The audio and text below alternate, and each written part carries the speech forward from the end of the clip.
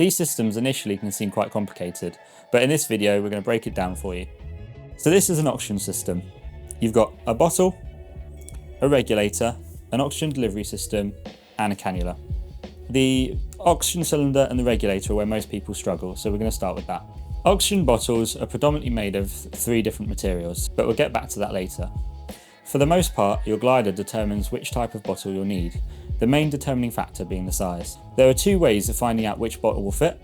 You can ask the manufacturer, or you can measure your cylinder. Over time, we've come to learn the common sizes for most glider types, and you can find a small database on our website. However, if yours is not listed, you're going to need to measure your glider. Here in the workshop, we've got 3 gliders. We're going to start off with the Nimbus. So this is a Nimbus 2. It's got a similar setup to a lot of older mini Nimbuses, the old Discus and the old Ventus, standard Cirrus as well.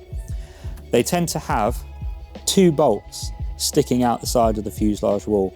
You can see in this glider it's quite far back. What that means is your cylinder is going to be quite inaccessible. So that's just one thing to bear in mind when you're checking how much oxygen you've got left. It's going to be very difficult to see.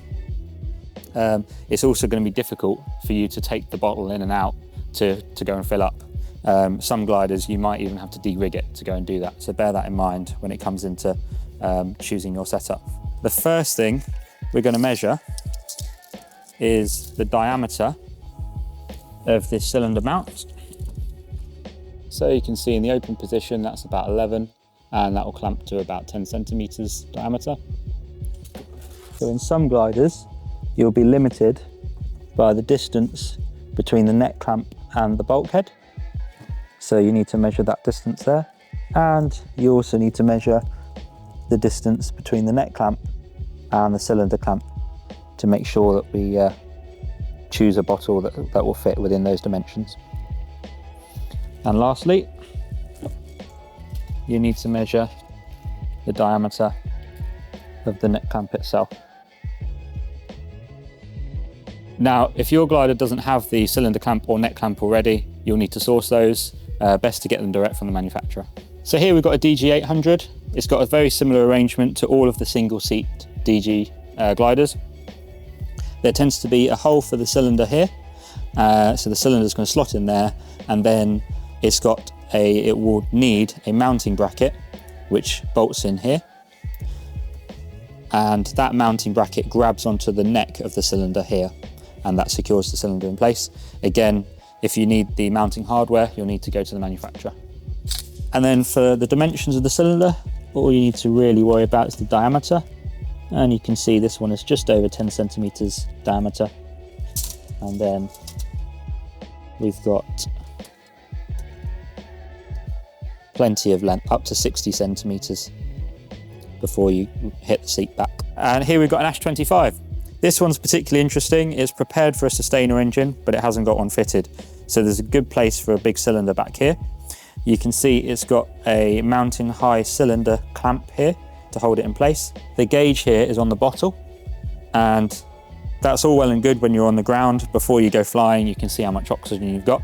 However, in flight, you're obviously not going to be able to see how much you've got left.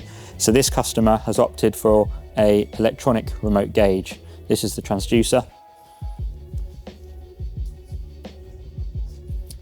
In the instrument panel, we've got a remote gauge, which tells them how much oxygen they've got left.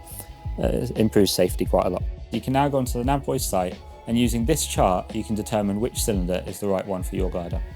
The bottle type determines which regulator you'll need. Mountain higher aluminium bottles, such as this one, are the most common type that we sell.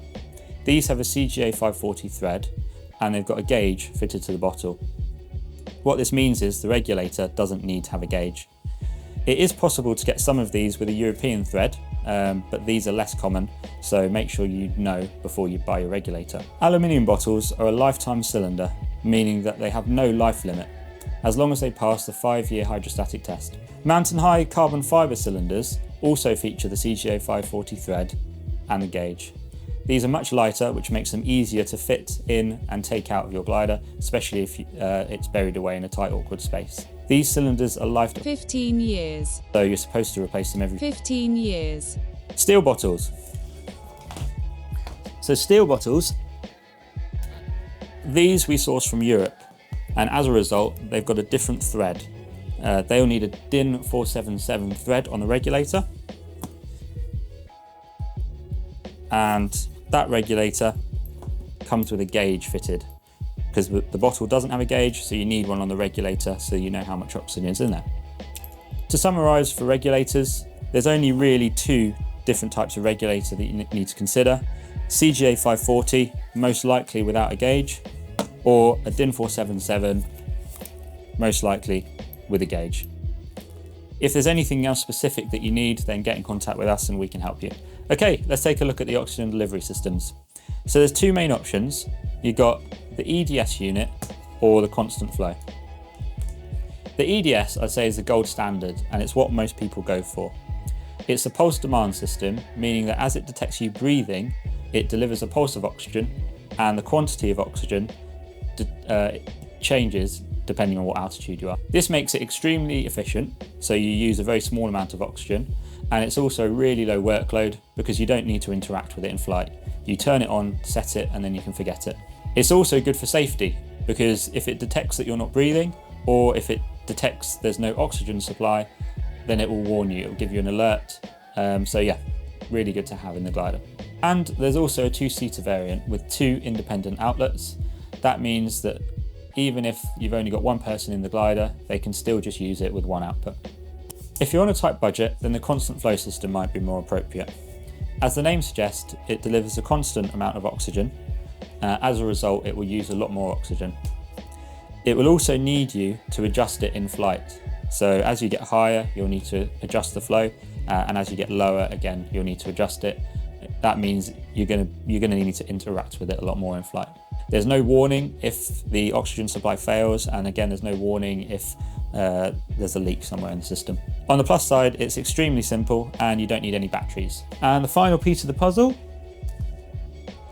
are the cannulas or face masks. The cannulas are far more comfortable, so most people prefer to use the cannulas as much as they can. Technically, above 18,000 feet, you should be using a face mask, and that a little bit less comfortable, but obviously delivers oxygen far more reliably. There is also the option of a flare tip cannula. This just has a wider aperture where the cannula goes into your nose, and basically it's for people with larger nostrils who are finding that the EDS is not reliably giving them a pulse of oxygen when they breathe in. If that's you, then you're better off with a flare tip cannula. All of these, the two cannulas and the face mask, comes with a standard EDS kit. And the constant flow system, that's got its own type of cannula and face mask. They've usually got either a mixing bag, or this one's got an oxidizer, because obviously you don't want a pure oxygen delivery straight to your nose. And that's it. You now know how to pick the right oxygen system for your glider, including the bottle, the regulator, and the EDS or constant flow units. When it comes to filling up your cylinder, you're likely to need to take it to a dive shop. They're unlikely to have the right adapters to be able to fill it, which is why we can supply you with this. If you've got a CGA 540 thread, then you can buy this adapter from us. If you've got a DIN 477, then we can rent it to you.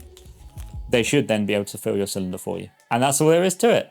Thanks for watching, and if you like this video, then make sure you like and subscribe. We're going to have more product guides for you coming soon. Cheers.